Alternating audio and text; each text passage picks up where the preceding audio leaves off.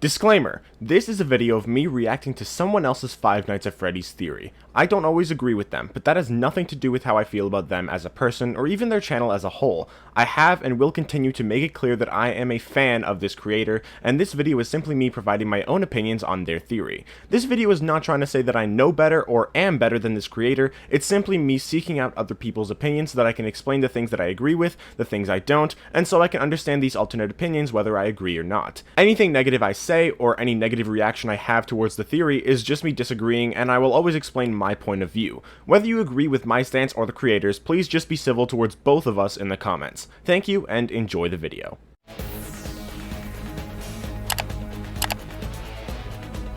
Game theory. FNAF, did Fazbear really steal everything? This is 15 minutes and 38 seconds long, and then it leads to two diverging paths, which are like 12 to 13 minutes each. So that's gonna be fun. Let's start watching. Everything we've known about FNAF was It's gonna be a long reaction. Or was it? On that the was surface, the title of the first seems like video. our old favorites, William and Henry, didn't actually create anything, and instead just stole it all from newcomer Edwin Murray. But how much of that is really true? Not really. And what if I told you, theorists? The answer is entirely up to you. Hello Internet! Welcome to Game Theory, and welcome to our fourth and final episode in our Secret of the Mimic extravaganza. It has been a wild ride, loyal theorists. We've uncovered the truth about the Murray family timeline, we've solved the mystery of mexes, and we've managed to figure out secrets of a previously suspected mimic, sun and moon. But the biggest question that I have yet to solve, and the main question I had going into this game, wasn't about the mimic, or Edwin Murray, or security breach. I wanted to know the truth about the origins of Fazbear Entertainment. William and Henry. These two characters we've known about since the beginning and yet know very little about. Where did they start? How did they create this empire? Who were they, really? But friends, nothing, and I mean nothing, could have prepared me or the rest of the internet for what we were about to witness. Spring lock assembly may be required. No! No! Are you kidding me? Oh my god! Henry didn't Oh even my invent god! the Oh my... To be fair, that reaction was several hours into stream where all we... No one says he didn't invent the spring locks. He definitely did. We know he did from the books. And just because Edwin and Fiona made spring locks doesn't mean they made these spring locks. They invented the spring locks. In logs throughout the game, Edwin talks about how the spring locks that he was making were improved versions, trying to fix the fact that they were like faulty, like when coming into contact with water. Meaning Henry very clearly invented them, and Edwin was was there to improve upon them for Henry, to improve upon Henry's designs. But then Fazbear Entertainment ended up not using those designs, and they just stuck with Henry's for some reason. Henry still invented them, but Edwin just tried to make them better, basically. witnessed so far was invention after invention that we thought had been a Fazbear invention for years now, only to discover that Edwin made it. Like the Data Diver, a device used to access certain points around Murray's costume manor that looks an awful lot like the Faz wrench we use in Ruin. Or what about the massive list of characters? Happy Frog, Mr. Hippo, Orville, Monty, Roxy, Moon, Foxy, Chica, Music Man, Helpy, even the wet floorbots from Security Breach shares similarities to the Cleanovac. They're all here in Murray's costume manor with designs, schematics, and costumes strewn around the facility. Edwin and his wife Fiona designed them all. It felt like every... Yeah, but they also were brought on by Fazbear to design a bunch of characters, meaning although Chica was definitely was probably not a Fazbear character and was just her own thing, Edwin and Fiona, they didn't invent these characters, they just designed them, or designed certain versions of them. Party Time Chica, Fiona was instructed to design her. Chica was probably already, like, conceived as an idea, but Fiona designed that version of her specifically. Everything we'd known over the last decade had been a complete lie. It was never William and Henry, it had all been Edwin. Or had it. See, while at first it definitely reads that way, there are clues hiding in voice memos, text logs, and just in the physical designs themselves that show us the truth is a little more nuanced. So let's jump into our unfinished helpful carts, friends, because we've got to get to the bottom of this and figure out whether William and Henry invented anything or whether they are just complete frauds. First off, there is one important thing we have to clarify. Did William and Henry actually steal Edwin's inventions? And the short answer is no. I've mentioned in a past few theories little tidbits of information about this, but while it was clear Fazbear had some shady business practices and were actively stealing employees trying to obtain company secrets, which is not totally legal, they never actually stole Edwin's intellectual property. Edwin was a contractor, and so they would have contracted him to make stuff for them, like the demo of Freddy Fazbear's Pizza that we see in the R&D department. And that whole process would have included contracts that decided ownership, which we sadly never get to see. I can tell you though, as a former contractor myself, typically those contracts favor the client, the person who came to you to be a contractor. When I would shoot or edit a video for someone, that would then go back to them and they would own the final product. I didn't own anything. But what about Chica, who was made for Chica's Party World, not Fazbear? Or Roxy and Foxy, who were built for Edwin's TV show idea? Those were definitely Edwin's, and Fazbear surely had no rights to them. Well, until they did. One of the text logs you can obtain is from Willie A himself, and while the message is cut off a bit at the start, the intention is very clear. Quote, software development and the entire MCM catalog. We would love to keep you on as a lead engineer. Although we now technically own the land, we would never touch the house your parents built. Afton was offering Edwin a position at Fazbear because he had just bought MCM, its remaining employees, the ground it's built on, and most importantly, its catalog of characters and inventions. Fazbear now owned everything. They never stole it from Edwin, they just stole all his employees, drove the business into the ground, and then bought the rights so that they could claim it as their own. But let's be honest here, that's kind of a small nitpick in this whole thing. The real issue here is that we believed Henry and William were these great inventors, and yet it seems like they just kind of bought everything and didn't make any of it themselves. How could Henry claim trapped in prisons of my making if they weren't his making at all? So let's take a look. Well, we know that Edwin and Fiona didn't design those versions of the characters. Well, Fiona probably designed those versions, but she and Edwin didn't make the animatronics themselves. They created certain designs for them, like Party Time Chica, like I said, but the unwithereds, as people call them, aka like the versions of the animatronics that existed before they became the withereds, they were designed by Fazbear, and then after the events of FNAF 2, Fazbear ended up repairing them, and it seems like they probably used the designs Fiona made to remake them, or to redesign them and repair them. But they're still the same animatronics. And those animatronics were originally made by Henry himself. So it's still his making. And try to clear things up. Henry may not be the originator of most of the characters we've attributed to him over the years. R.I.P. Chica was Henry's first theory. But that doesn't mean he didn't invent she was... It seems like she was the first character that was... A character? What? That doesn't make sense. She was like one of the first characters. That's probably what she meant.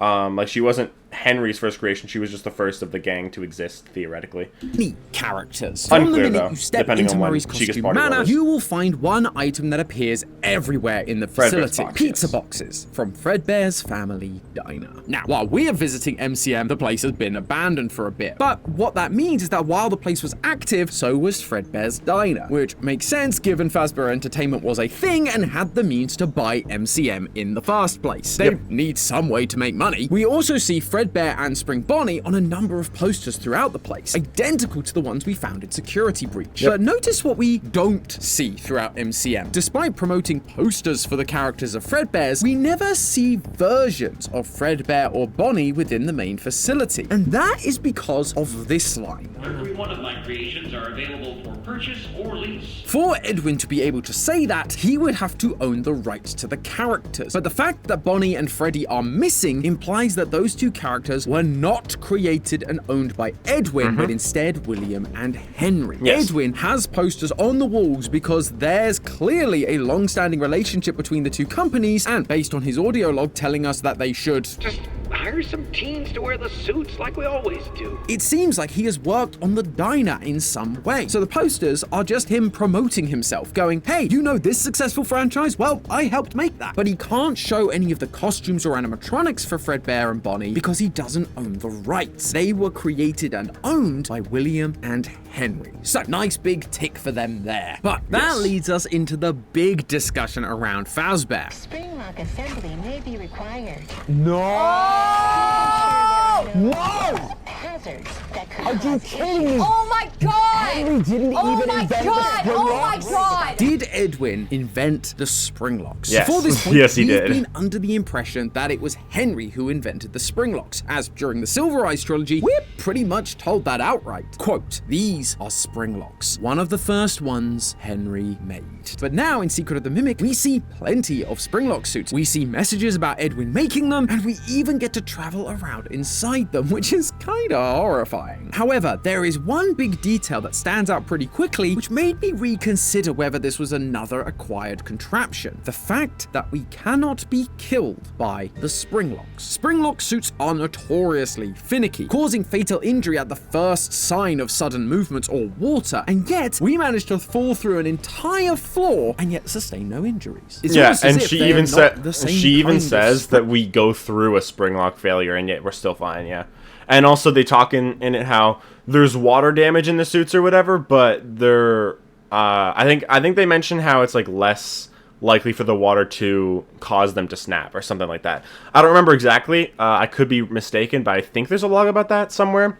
So like I said, it's just Edwin is trying to improve upon the spring locks, and that's what like he was instructed to do. And there's a message, like I said, about him trying to tell Henry about that, and then they end up not using his for some reason. Entire floor and yet sustain no injuries. It's almost as if they are not the same kind of spring locks. And that is exactly the case. We receive a text log from Edwin during the game that specifically talks about updating the spring locks new to spring sustain locks, yeah. water damage and be okay. There's also the fact that the original spring locks were designed to be both suit and animatronic, while the new ones seem to only really be suits. And finally, the versions of Fredbear and Spring Bonnie down in the R&D department, while looking somewhat like the versions we know, have colored exoskeletons made of metal, rather than the felt-based material that would stain and discolor like we know from modern Springtrap. Yeah, and also to top Spring that off, Bonnie's there's bow an tie is the audio wrong log color. in the same area. Spring Bonnie and Freddy's wears a black bow tie, but in Fredbear's, I believe it's either red or purple. I think it goes back and forth between the two, but That talks about from modern Springtrap. And to top that off, there's an audio log in the same area that talks about spring locks being used for a long time before this moment. It would be so much easier to keep using the spring locks. The fact that there have been spring locks used for Hen, while these new improved metal versions of the spring locks for Fredbear and Spring Bonnie currently only exist down here in the facility, it tells us that there are other spring locked versions of these characters in existence. Yes. Felt-based ones that use the old water damage prone designs. So that's it, case closed. Edwin made the new spring locks, but Henry can still have made the originals, right? yes. Well, I really wanted that to be true. Believe me, I did. But when Ash and I went back to find all the secrets on GT Live, we discovered this message on one of the Mrs. Helpfuls to Edwin from Fiona. I'm worried about the new suit design. One of my costumers, Vic, nearly lost his hand today. All he did was spill a can of pop and the thing snapped shut like a bear trap. Fiona is worried about Edwin's springlock designs, and the one her team member was wearing does end up having an issue with water damage. It's almost like that text log we read earlier was a response to Fiona's request to check out the problems, because Edwin was involved in the creation of the original designs. This isn't the only time Fiona is worried about Edwin rushing Or it could be that he's still, or it could just be that Henry made the spring locks, and then Edwin was tasked with repairing them, or not repairing them, but making them better, like I said. And that was just an attempt of, to do that, but it didn't work with the water damage, right? And like he said earlier, he still makes some that are less prone to water damage, and that are less easy to snap shut. And that makes it clear that he makes multiple designs, and it's most likely that he just was trying to make better spring locks, but he didn't get it right the first time. Plus, like he said, the spring locks we see down below are still different ones, so he still has to make ones that are not the same as the ones that we see in the games. So those ones being prone to water damage does not mean that they have to be the original ones. Out designs that later cause problems either. You have a lot of new ideas and new projects coming in. The staff can't keep up with all your changes. But I think you need to step back a little and focus on one project at a time. This is a pattern of behavior for Edwin. He sprints through dozens of projects, moving on to the next one so fast that his previous invention isn't fully finished, leading to a bunch of failures and returns like we see in the text logs. And so the idea that these springlock suits that were incredibly dangerous and faulty were also Edwin's creations actually makes a lot of sense for his character. And yes, there is a chance that the original springlocks were potentially a collaboration between both Henry and Edwin. But right now, I'm just not sure the evidence is there. The books say that Henry was the inventor of the springlocks, but that's a very different continuity. The games have never made that claim. The closest we get is Prisons of my making. but here, Henry is talking about the normal animatronics, the ones that Edwin never finished. And so you could plausibly say that Henry was the one who made them. Edwin did say that Henry was the one changing the designs. I got the change order from Hen last night.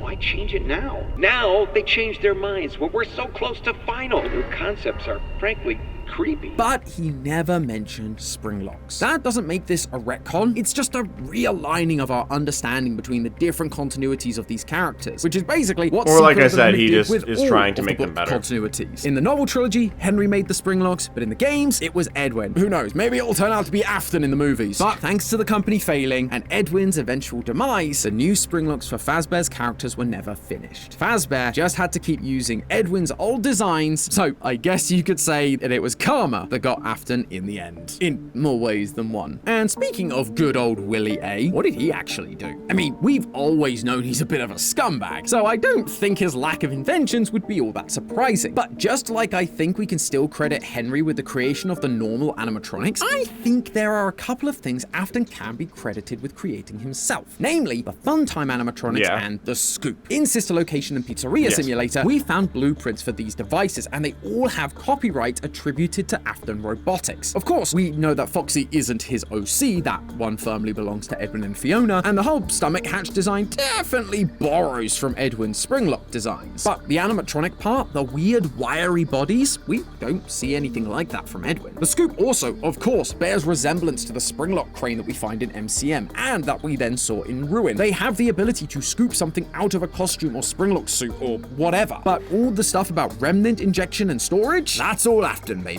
Which means at this point, we're pretty even. Edwin did make a lot of stuff that we thought were Henry and William, but that doesn't mean they were completely incompetent or unable to make stuff themselves. However, there is... I think the whole idea with Edwin is not that he made a bunch of stuff, it's that he tried to make a bunch of stuff, and then Henry and William just kept changing their mind, or not, well, changing their minds. They were just kind of like, it seems like they were trying to give him a bunch of stuff to do, and then they keep changing their orders so that he can never really finish something, which is how they were able to acquire his house. It's probably not that he literally bought it out. It was probably just like they put it up for collateral on the contract, so if he didn't complete the, like his tasks, then they end up taking the property. So they keep changing what he's supposed to do, so he never actually fully finishes anything, which is why he ends up losing that property. So that's what it seems like to me, and in that case, it seems like Edwin, while he made a bunch of animatronics, he never made the ones that we actually go up against in the series. Like, he doesn't make the main springlocks, he doesn't make the main animatronics, but he makes designs for them, but Fazbear doesn't actually use them because they're unfinished.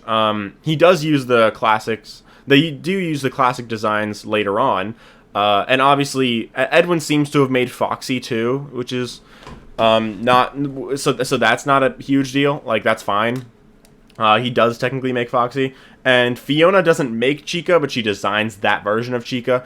So it's like, there are definitely some things that Edwin made, but in terms of like the technology and stuff, what he made never actually ends up being used. It's all stuff that he was supposed to make, and then he never managed to finish because of what Fazbear was doing to him. One more thing that we need to discuss. One more invention that, if it was claimed by Afton, could affect the entire timeline as we know it. You see, everyone, and I mean everyone who played this game or watched someone else play it, have been very quick to point out the similarities between David Murray and Afton's son, the Crying Child. Oh god. The most obvious similarity is their name. Thanks to a friend of the channel, Hyperdroid, and a handful of other theorists, last year we came to the conclusion that Crying Child's real name was also David Afton. But there's so much more to it than just a name. Their bedrooms look almost identical, and both of those bedrooms are in houses on top of a hill near a tree and near their father's work. They're both missing mother figures in their lives, with fathers who spend too much time working. One of the collectibles we get is David Murray's purple plastic telephone, the same one we see in David Afton's bedroom, along with a bunch of other similar toys. David Both of them Afton is died on their famously scared birthdays. of Foxy, having ripped off the head of the Foxy plushie, and his brother Michael bullying him wearing a Foxy mask. David Murray I'm pretty sure is Michael's the one that ripped off the Foxy plushie and then put that plushie on his head. afraid of the pirate fox, crying when Edwin uses one of the Foxy hand puppets on his first birthday. Ahoy there! Oh, honey. Yeah, rock super close enough. Both of them even have a birthday party for them coming up on a Saturday, only for them to die on that same birthday. Yep. Everything about these two feels identical to a strange I'm not sure the bite degree, victim's birthday was almost specifically a as Saturday, if but they're still. the same person. But obviously, as I've mentioned, David Murray is dead, so they cannot physically be the same person. But you know who is still alive and kicking? The thing that was created to become David Murray, M2. And this is where we hit Oh, an God. interesting fork in the road. There are two ways we can look at this information. There's the more literal approach, where the reason these two characters feel so similar is because they are the same character. M2 takes on the role of David, and Afton adopts it as his child. Or I there's the theorized about less that too, literal yeah. approach. The idea that these similarities are actually parallels designed to point us in the direction of a different kind of Fazbear theft. That they took more than Edwin's creations. They claimed his entire story. And because this is the big finale, I wanted to do something special here. Secret of the Mimic has been all about getting us to re-evaluate our past theories, our past ways of thinking. It showed us that we can't hold on to theories too tightly, that we need to be open-handed and explore all the possible options to us. And so, rather than stand here and try to convince you that one interpretation is right over the other, I wanted to present you with both options, explore the repercussions and flaws of each of them so that you can come to your own conclusions. So, on the left is the ending where David Afton is M2, and on the right is the ending where Fazbear is trying to rewrite history. So, go ahead, make your choice, theorists. I'll see you on the other side. Okay. QuickBooks Okay. So why did you do allowing us that? to It's like, work remotely or be flexible, and so other tools that we find helpful for that field. why'd you tell me to make your choice integrate before you with finished QuickBooks, talking and then end the so it video as makes soon as you it the finished heart talking? of our Why technology. did you do that? Why did you do that, Tom? Why? You could have given me a few extra seconds before the video just ended. Then I wouldn't have had to sit through the ads. Thank you so much, Tom. I appreciate you so much. Anyway, let's go this one first. We'll watch both, though. Ah, so you've chosen to take the evidence presented more literally. You want to believe that the reason that David Murray and David Afton appear to be one and the same is because they are one and the same. Or at least that both Davids are being played by the same character, M2. Interesting choice. Well, let's take a look at the evidence and see how Afton shapes up in this one. Before we can talk about what this path would solve, we have to figure out the how of it all. How was William able to get control of M2 and turn it into his son, David, the Crying Child Afton? Well, that comes down to the secret ending of Secret of the Mimic. You see, in that ending, we complete moon.exe. We get some glitch permissions that allow us to access In my theory about the logbook, I talked about the idea that M2 could be the bite victim. And one thing I talked about in that was basically that, first of all, I don't think it really makes much sense because the bite victim has memories seemingly from David. Like, his spirit has the memories, as we see in the logbook. But he also has memories from... Well, seemingly from David, theoretically, if this theory is true. Like the telephone thing, that could be David. Like a David thing. But if not, then it works to just be his memories and it's his spirit, right? But we know that's still his spirit in the logbook, whether he is David or not. So if M2 later grows up as the bite victim, then when the bite of 83 happens, it's first of all, it's weird that he has a flat line when he dies because he's a robot. Though that's technically possible because of like the way that Charlie works. She's able to like eat and stuff, so technically she has like some working organs. So maybe he could have a heartbeat, but still it's kind of weird. Also, I feel like it would be really hard for Fredbear to actually bite down on a metal head. And if he does, then I think it would be way more, like, it'd be way easier to tell that he was a human, or that he wasn't a human. But also, after that happens, the bite victim's memories would be the mimics, right?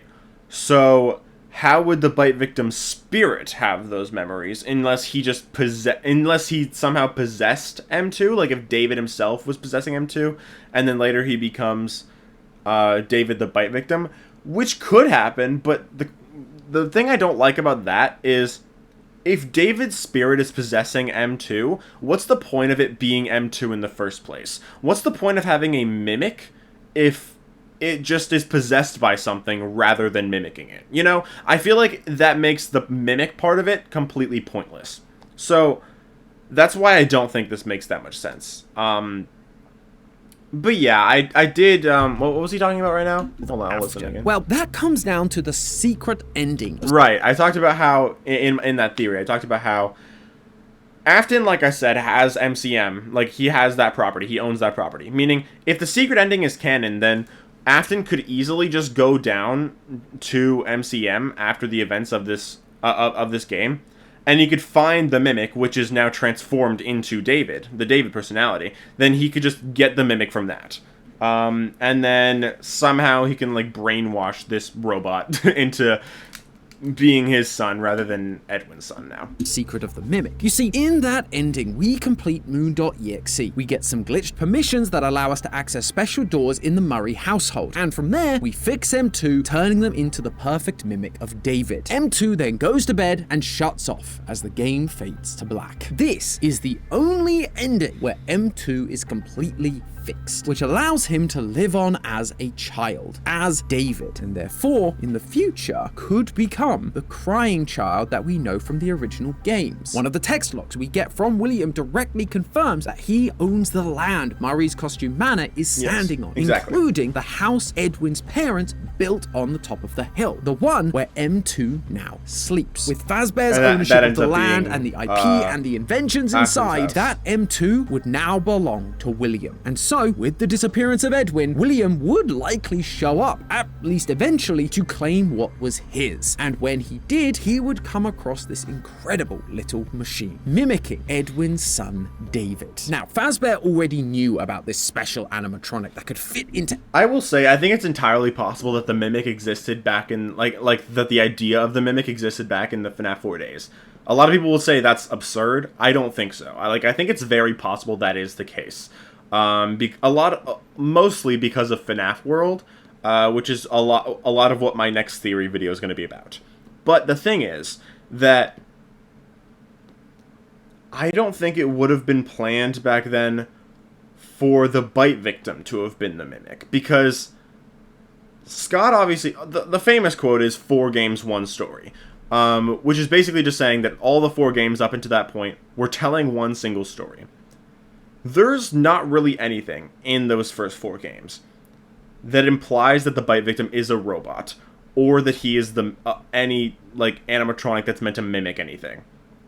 There's nothing in those early games, at least to my knowledge. I've never come across anything that could have possibly implied that.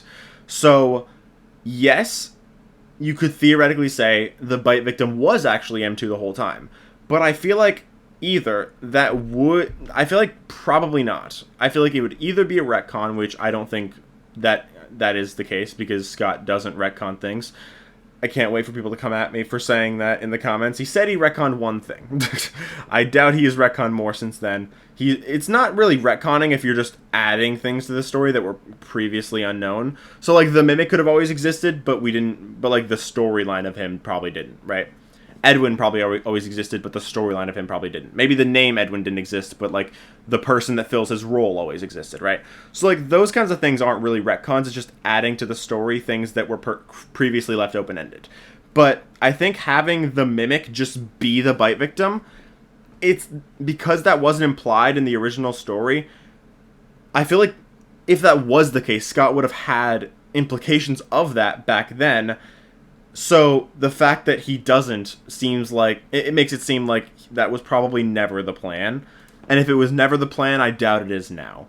Any costume and learn any routine. Someone told him about M2. But seeing it actually imitating a child, essentially bringing a kid back to life, that could fit into any costume and learn any routine. Someone told him about M2. But seeing it actually imitating a child, essentially bringing a kid back to life, that would absolutely have intrigued Afton. In the Silver Eyes trilogy, it's clear how much he idolizes characters like Henry, those with animatronic and creative genius, who were able to imitate the spark of life itself. He wants to reach their level of genius, to understand, to go even further beyond what they did. Sure, he could have just taken M2, turned it into scrap, or shoved it into another costume. But if he could figure out how it ticked, then he could create more and help his empire grow. It's for this reason that we see camera feeds down in the sister location bunker, displaying the FNAF 4 bedroom. The same bedroom. I really don't think Afton's goal was ever to, like, bring his children back, but I do agree. I do think it makes sense that,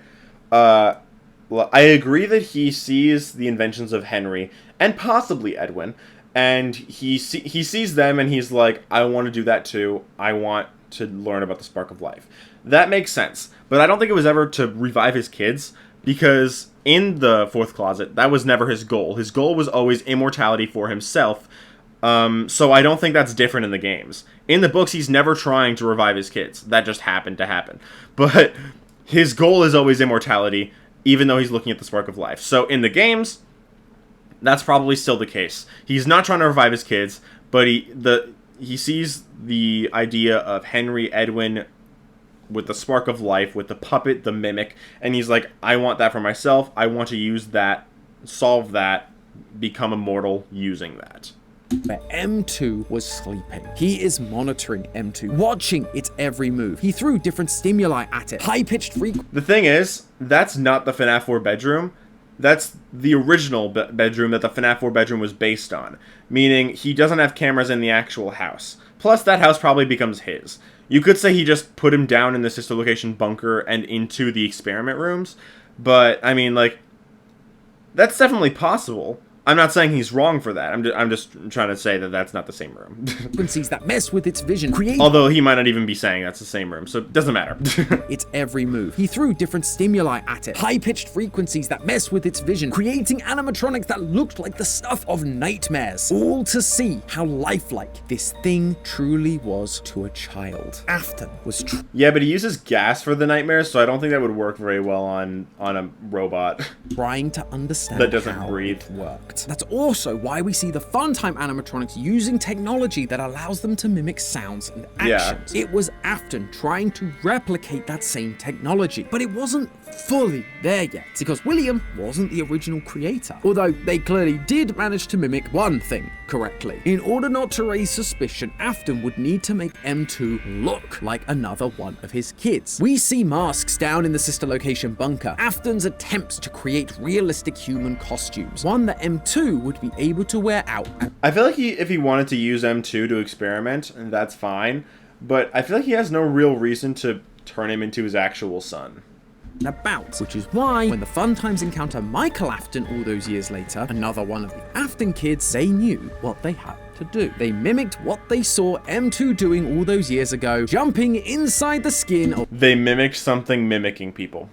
Okay. one of the Afton kids in order to explore the world. They were able to mimic an action, but they lacked the nuance of understanding. Just like M2 would stuff people into suits because as far as it could tell, that's just where human bodies went. Feels like there's maybe a bigger lesson we could take away from that. But there are a bunch of other pieces of evidence from previous games that suddenly begin to line up when we continue down this train of thought. For example, why does Mike bully his brother? Of course, older brothers can just be mean sometimes. I should know, I am one. But if David Afton is actually a And I'm the younger brother. robot kid wearing a skin suit and they are getting all of this attention from their father, I highly doubt that the mimic literally was wearing a suit. If anything, he could be using illusion discs, or he could emit the gas as he everywhere he goes, meaning that people just see him as that. But I doubt he's literally living inside the body, because that would result in him being purple, probably, just like Michael. So yeah, I don't think that's the case. But like, if you want to just say that the bite victim never existed and that it was always just M2, then sure.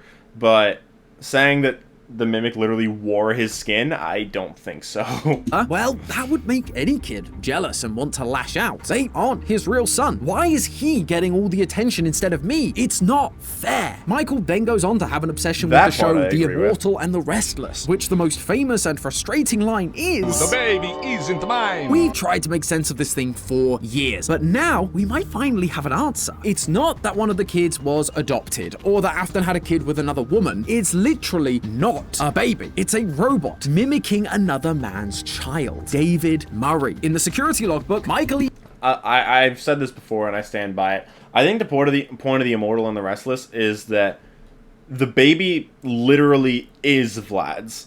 People use that to say like, oh yeah, one of the kids just isn't Afton's. But that doesn't make any sense, because the point of the show is that it is his child and he's not taking responsibility for it. We know that because it looks exactly like him. And yeah, it's like he's not taking responsibility. She knows that it's his. It's pretty clear that the child is his. It's not just like, it's not that it's not his kid. It's that it is his kid. And I think it just makes sense because it looks just like him, as seems to be implied by sister location about Michael, that this is saying that basically Michael is not cared about by Afton, that Afton just doesn't really take responsibility for him. He just doesn't care much about him. And that's also why people have mentioned this to me before, how Clara actually represents Michael, because he says that he relates to her in the logbook. But I don't think that's the case, because like I just said, the baby very clearly is the baby to me seems much more reminiscent of Michael, because like I said, he looks just like him. And because it's a kid that is Afton's and he just doesn't want to take responsibility for it.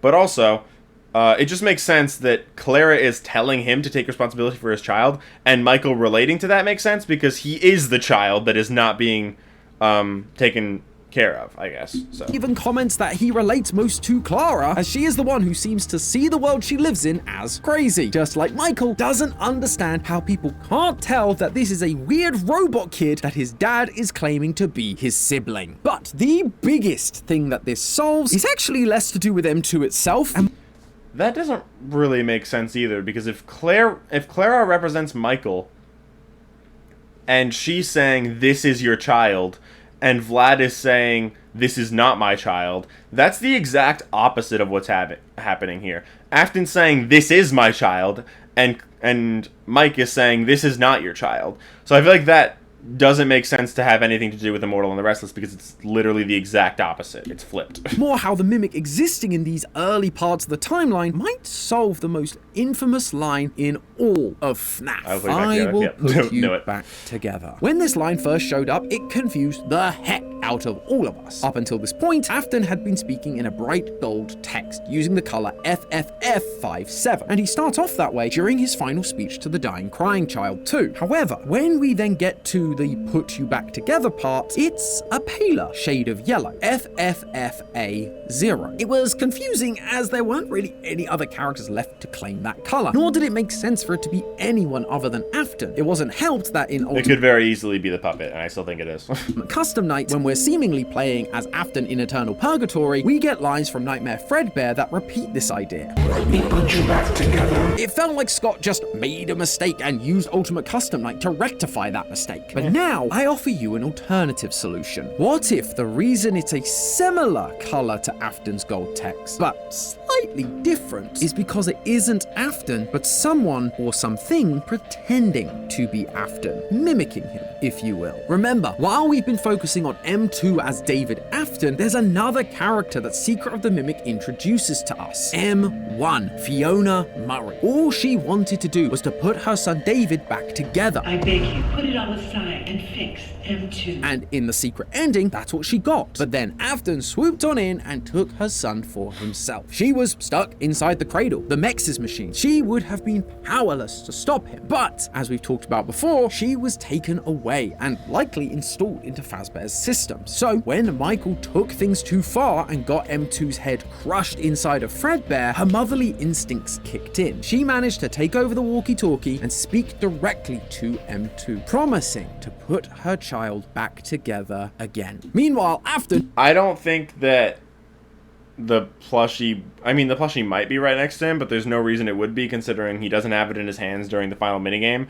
And why would Afton, who does not give a shit about his children, be like, oh, I'll get him his plushie. I need to make sure he has that. I don't think that's the case. You would have seen M2 as broken and of no use. If anything, he'd actually kind of been an inconvenience to him based on Fredbear's dialogue. Plus, he couldn't even fix him if he wanted to. He was just trying to figure out how it worked. He hadn't actually solved it. And regardless, he now had his new fun times, who were using some kind of mimicking software. Those were more than what he needed. So he threw M2 away into the bowels of the rundown facility he owned, MCM, and cemented the whole thing up to start over. But I suspect M2 wasn't completely broken. Edwin beat this thing to a mechanical pulp, and yet it managed to carry on. So once again, just like in the 1970s, this violence towards M2, it getting crushed by Fredbear, taught it how to be violent again. It began to rebuild itself with spare parts, again, now waiting for someone to free it so it could take its revenge. All the while, M1 was working on putting her son back together. She was uploaded to Fazbear's system, took control of the Pizzaplex and a young woman called Vanessa. And with Vanessa's help, she was able to start rebuilding her son, a new mimic robot that looked just like David did before he died. That's right, people, the Gregbot theory is alive and well. We theorized in our very first security breach theory that Gregory is actually a robot version of the Crying Child, due to just an avalanche of evidence. The fact that they look the same, the fact that Gregory doesn't have any records or parents, that he was living in the Pizzaplex, that Gregory is referred to as broken rather than injured, that when Glamrock Freddy gets Roxy's eyes, he says, "You look different to me." That he has CRT-style vision when Vanny gets too close with what sounds like a sound illusion disc. There's his robotic actions that he takes in the books. Quote, he cocked his head and studied Tony for several seconds. And to top it all off, we have the post-it room, which is covered in notes, starting in binary, but then beginning to turn into phrases we know David Afton would have been saying, like party time or birthday time, like a robot coming into consciousness and learning the identity it's supposed to be taking on. The party was for him, after all. All the signs point to him being a robot version of the Crying Child. It just made so much sense. And now I present you with this image. You can find it during the parachute ending of Secret of the Mimic, and it's of David sitting on top of a hill with M1. Now, tell me, does that look familiar to you? Because it should. It's almost identical to the image we get from the burn trap ending in Secret of the Mimic, with Gregory sitting on top of a hill with his protector, Glamrock Freddy. We are once again being shown the same looking scenario because they are meant to be showing us the same characters. Gregory is M1's attempt to recreate her broken child, David, M2. That might even explain why we get Gregory dropping the elevator on Cassie at the end of Ruin. It could be M1 or M2 controlling the system to get Cassie to come back, or it's because Gregory is still following his programming, acting under the orders of his mother, M1, to bring the family back together. Now, before anyone gets too mad at this idea, I recognize it's not perfect. For starters, while there's a bunch of evidence that does work when you look at it through the lens of M2 is the crying child, the trouble is, it basically all hinges on the secret ending being the canon ending, which is kinda hard to prove at this point, especially without the DLC or a sequel. Outside of that, there just isn't a lot of evidence for this line of thinking. You essentially have to go in with confirmation bias. The idea that your belief is correct, and so you can find evidence that works because you already believe it to be true. That's not to say that this couldn't be the answer. All I'm saying is that right now, with the evidence we have, it can feel like a bit of a stretch. There's also the issue of M2 being in the basement of Ruin. I still firmly believe that the Mimic we meet in Ruin is M2 from Secret of the Mimic. So by having M2 go on to be the crying child, you have to jump through some weird hoops to make it survive Secret of the Mimic, but still end up locked away before Ruin happens. And those hoops are entirely speculative. It's me knowing point A and point C, and essentially just making up point B to fill in the gap, which isn't typically how I like to do things because it's speculative at best and fanficky at worst. There's also the small things, like why would we hear a flatline in FNAF 4 if David Afton was just a robot M2 the whole time? And of course, there's Gregbot, the most Marmite of our FNAF theories in recent years. Some people love it, and some people hate it. In fact, most people hate it. And believe me, I get it. I would love for some of our human characters to just be their own thing rather than copies of others. Plus, with M2 down in the basement, it means we end up with 3 mimics running around. And that just feels unsatisfying from a story perspective. Let's just say Vanessa is also a robot like the movie novelization seems to imply and just have a full set. And that was kind of the point of this whole experiment. If we've learned anything from Secret of the Mimic, it was that everything we thought we knew at the end of the day were just theories. We don't have all the pieces of the puzzle, and so we're left to interpret what we do have, and that can be done a couple of different ways. That doesn't mean a theory is wrong necessarily. It's just that nothing can be truly said with certainty. A new game or book or heck, a toy could drop and suddenly it's back to the drawing board. We have to be open-handed with these ideas, explore all the avenues, and find the answers we think work best. If you don't like this interpretation, that's okay. There's a whole other ending of this theory waiting. FNAF's lore is open to you. And to really nail that home, I'm actually going to be going live right now, after this episode goes live, with John FNAF, Rytos, ID's Fantasy, Hyperdroid, and yeah, that already happened. to talk about all of these interpretations and more in our live theorist talkback. So come by, say hi, and in the meantime, remember, it's all just a theory. A game theory! Thanks for watching. Alright, let's go back and watch the other one now. The Afton is innocent one. Okay, like I get it, but like he said, it does rely on the canon ending being the secret ending, which I think it could be, and my next theory does talk about that a little bit, but it's like it's not confirmed, obviously. And like I said, I think it's very possible that No, sorry. I don't think it makes much sense at all. I barely think it's possible for the Mimic to be the bite victim. I kind of get it, but also I don't think it makes any sense. So, all right, let's watch this new one. Let's watch the next one now. Hello, Emma Watson. How you doing? Let's go. Ah, I see the concept of a Fazbear conspiracy caught your interest. Can't say I blame you. You're a theorist. Video game conspiracies are literally what we do best. And this connection between these characters immediately seems suspicious. It couldn't just be a coincidence, right? Oh no, my friends. This rabbit hole is big. Big enough to fit every iteration of William Afton we've had throughout the years. No, not you. Get out of here. Honestly, why do you even exist? What I'm trying to say is that a coincidence implies this kind of similarity has only happened once. However, thanks to Secret of the Mimic, we've actually got a bunch of quote-unquote coincidences between the original set of games and the new lore we've learnt about from this new game. Just look at one of the other important Murrays, Edwin. He is a brilliant robotics engineer whose life is defined by two things: his incredible world-changing inventions and the soul-crushing loss of his wife and son. He's a genius haunted by tragedy, whose own creations ultimately become twisted into something monstrous and turn against him, killing both him and his his son. Now, flip over to what the original games told us about William Afton, a creative robotics genius whose entire family story is defined by loss and tragedy at the hands of the killer robots he created. Baby kills Elizabeth, Fredbear kills David, and Michael is then killed. I mean, Fredbear isn't really his creation, but also I don't think he really cares that when his kids die. Like, I don't think he wants his kids to die, but I don't think he cares that much when they do. By the fun times. We also have the mysterious and absent Mrs. Afton, who we've theorized about in the past being represented by Ballora, the musical ballerina from Sister Location, mostly because of the song she sings. Why do you hide inside your walls when there is music in my hall? All I see is an empty room, no more joy, an empty tomb. Again, doesn't that sound familiar? Almost like it's exactly how M1 Fiona feels. Her husband locked away inside his walls, trying to work on projects, not spending any time with her. I miss you. All with the room of their dead child laying empty, waiting to be filled by M2. But wait, there's more! There's the old house on the hill with a secret underground workshop, the Murray house above MCM, and the Afton house above Sister Location. There's a robot designed to be a babysitter that essentially fails at their duty. Security Puppet was designed to protect Charlie, yet she dies, and M1 Fiona, who was designed to protect David, and yet he also dies on her watch. There's the burning down of a facility, but the main villain survives it. There's mysterious molten metal that works as a kind of power supply for the machines created, giving them life, as it were. You have the primary villains of the franchise, Afton and M1 Fiona. I mean, I don't think that lava thing really powers them. I think it is probably just lava.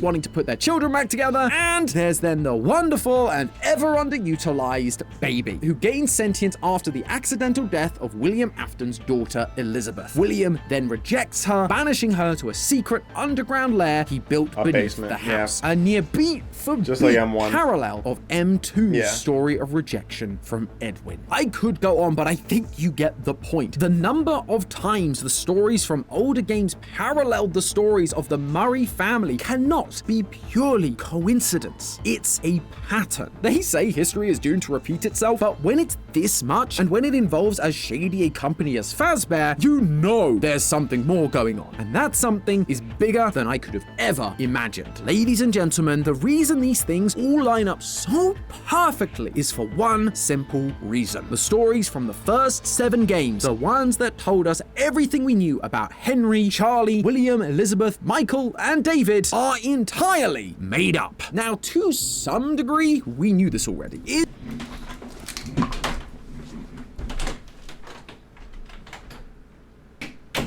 While I'm off getting a chocolate-covered granola bar, I just want to say that I do love game theory. I just have very strong opinions about this kind of theory in general, so it's nothing personal. I just don't like this kind of theory.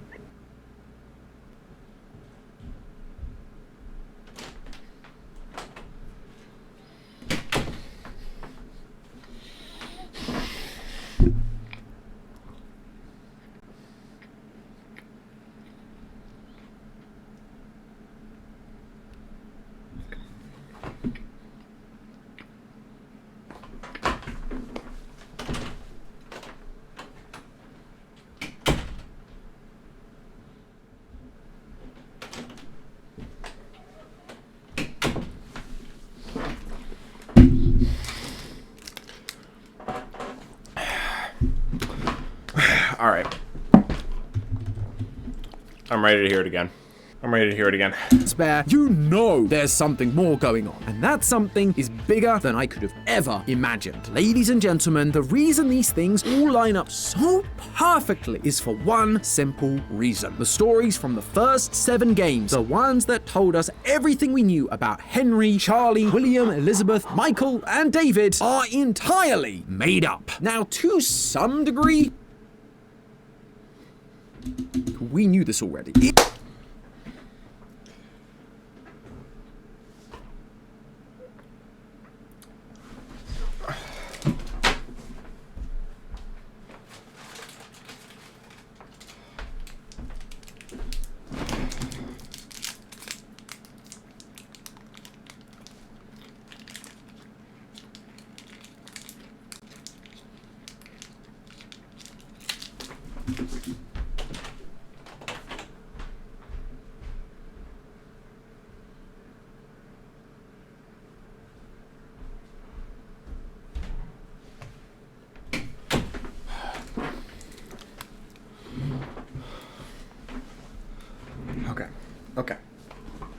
I'm not ready to hear it again, so let's just keep going. In my I theory, think it's gonna get worse. entirely made up. I heard it now, again. to Okay. some degree, we knew this already. In my theory crafting livestream, I kept bringing up the idea that in Help Wanted, we are told point blank that the games were just that, games. Were total fabrications from the mind of a complete lunatic. The books corroborated it. Couple things. 1, only 3 were made. 2, not even confirmed that they were the ones that we play. With stories like The Monty Within, where kids do a push-up or you like this theory?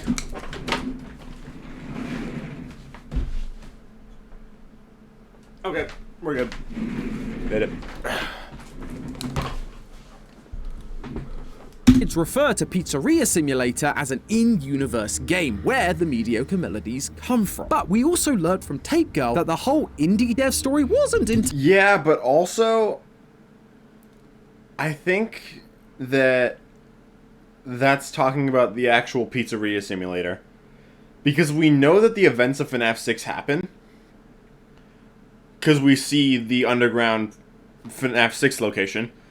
And if we see the location, that means the events of the game happened. They said Freddy Fazbear's Pizzeria Simulator game, implying that it's literally a Pizzeria Simulator game in-universe. Which makes sense. To start out with an in-universe game and then branch out back into an actual full-on horror game, which is canon events. So yeah, I don't think that that means that the events of the game didn't happen. Entirely truthful. It's an elaborate cover-up to make light of what happened. And so we basically used that line as a way to explain away some of the inconsistencies, but really the stories were just as we originally thought. However, since then, we've had a few more pieces of evidence that would seem to suggest they're not fictionalized versions of real events, they're just fiction. One of the earliest stories from Tales from the Pizzaplex is Help Wanted, and in it we learn about Steve Snodgrass, a developer that was hired by Fazbear to make the first 3 to 4 games to make light of the rumors of murder and death surrounding the business. But as he works on it, his mind begins to fall apart thanks to sound illusion discs. Not only did Fazbear never tell him what the story really was, he was working purely on rumors, he was also being driven insane. So how trustworthy is that? And in the Walmart exclusive Tales story Monster, yeah, we're going that deep.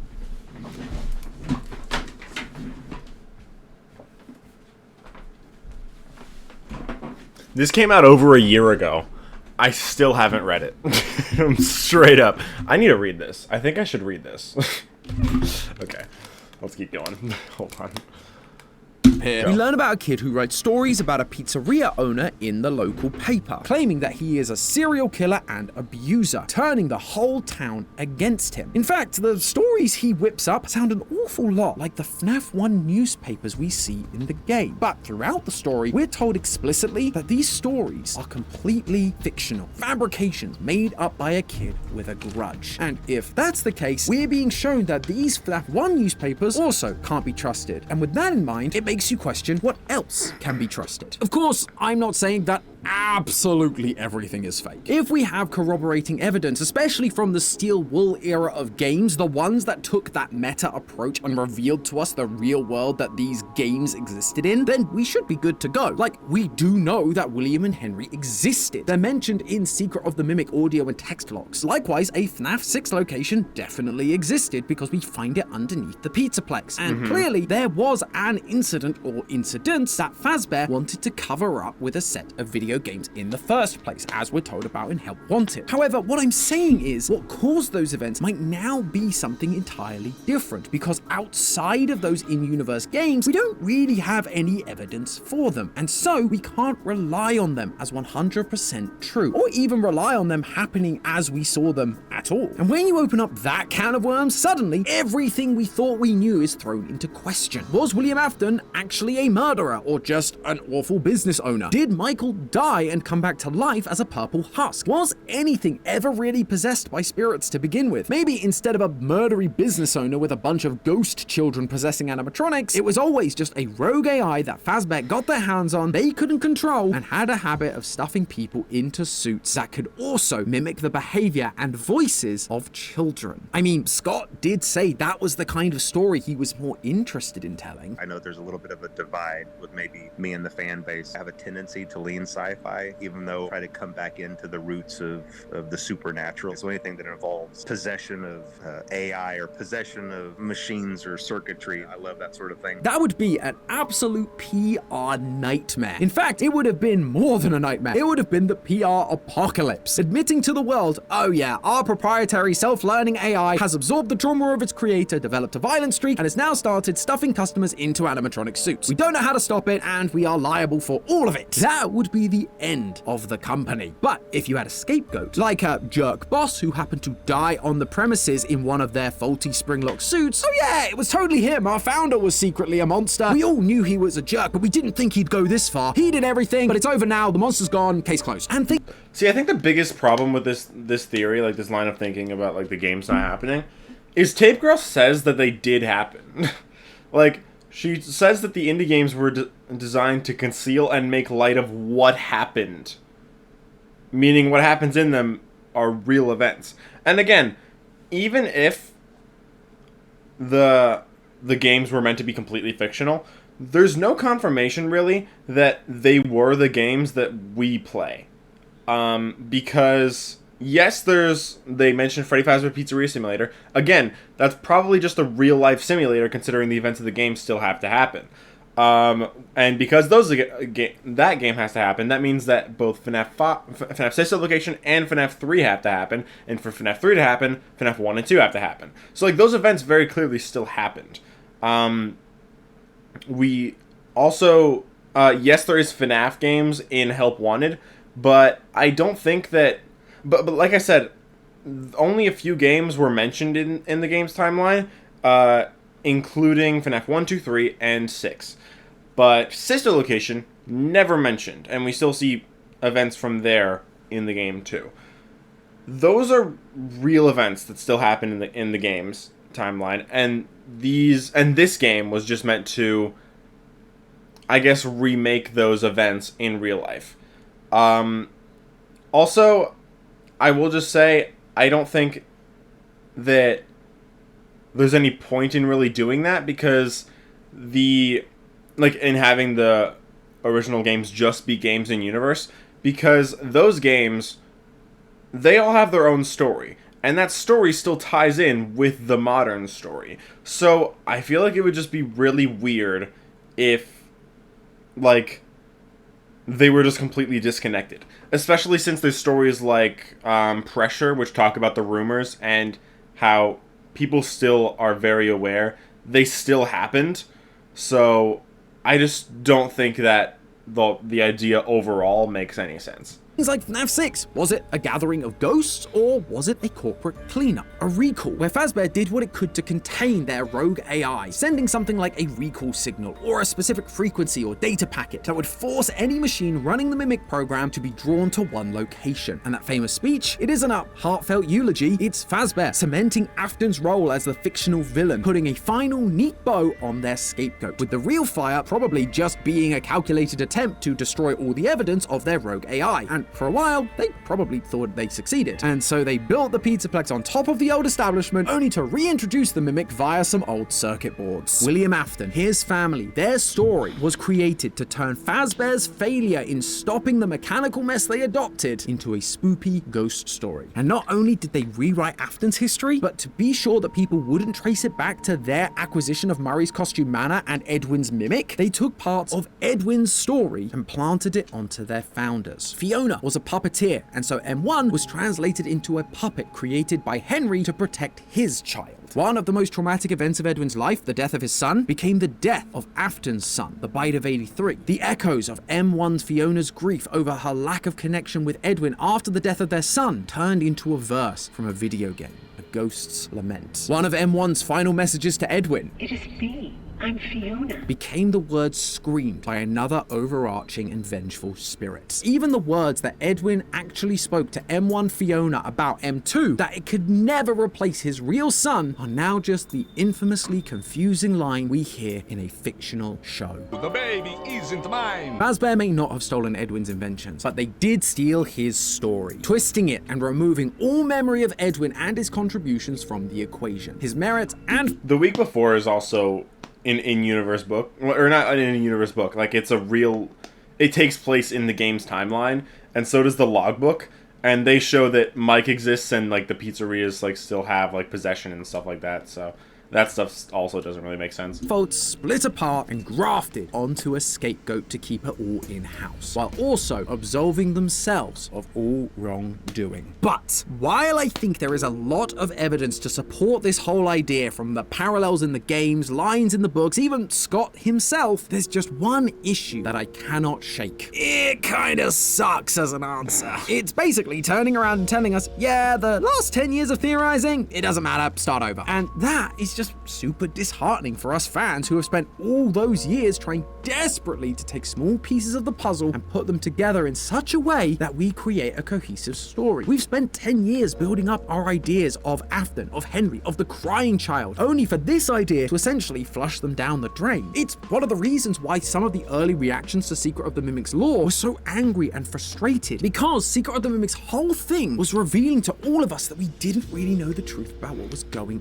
on, even though we thought we did. It was revealing information we basically had no way of knowing until very recently, which is tough compared to the quote good old days, where even though solving FNAF was hard, it felt like the pieces were all there for us to use, rather than key information being withheld for the sake of a twist. And this theory would kind of just perpetuate that idea. It would also make theorizing incredibly challenging going forward, at least more than it already is. We can speculate about how some elements might fit together, as I've done a little bit today, but it's just that, speculation, because we don't have any sense of how much those old games can even be used as evidence. I'm sure a bunch of you out there hate this idea. Heck, I don't really like it either. We here at Theorist have been big proponents of Scott rebooting the franchise and its story for quite some time. This, however, wasn't what we meant. But there is some hope, because this, like every video, is a theory. And if Secret of the Mimic taught us anything, it's that we don't have all the pieces of the puzzle at this point. All we can do is interpret what we have as best we can, and that can be done in a couple of different ways, like we've done with today's theory. If this ending isn't up your Bonnie bowling alley, you can always go and check out the other. Oh yeah, also Didophobia exists. Other ending for today's theory that is a little more on the keep everything canon side. At the end of the day, the important thing is that we are open-handed, be willing to explore all the avenues and work together, because that is how we solve this weird and wonderful franchise. And right now, I'm going to be doing just that by going live with John FNAF, Right Toast, IDs. Okay, so I liked a lot of parts. Okay, I liked some parts, and I didn't like a lot of parts. Yeah, that's my reaction. I think I made myself pretty clear on my thoughts on this theory throughout. And yeah, that's it. That's it all for the reaction.